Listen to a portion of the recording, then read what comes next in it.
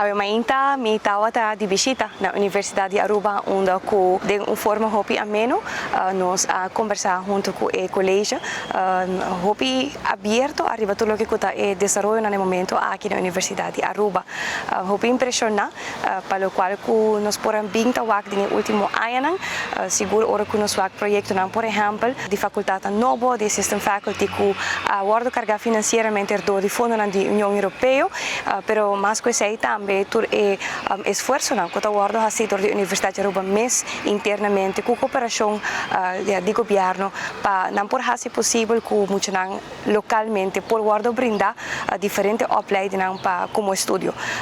Nós vamos arribar a um nível e também arribar local que também um nível, me está sumamente contente para que ambicionam com grande nanta para seguir inculcar e criar oportunidade mais e mais para nós jovens na Aruba e mais que claro tem vários tópicos que bindilante que nós temos que atender com entrar para o qual que está leis que está hopi antiqua onde que nós temos que estipular qual é a visão e missão que nós quer quadra de caminho de lei no próximo ano para o qual que está a Universidade de Aruba, pero também mais que claro o aspecto financeiro e aspecto de necessidade e ambição que tem para seguir criar colaboração e for, pero seguro me te quer Aruba me está sumamente orgulhoso de trabalho que está guardado assim, de lo qual que está parte de manejo e tudo isso que está involucrado no desenvolvimento da nossa Universidade de Aruba, me está optimista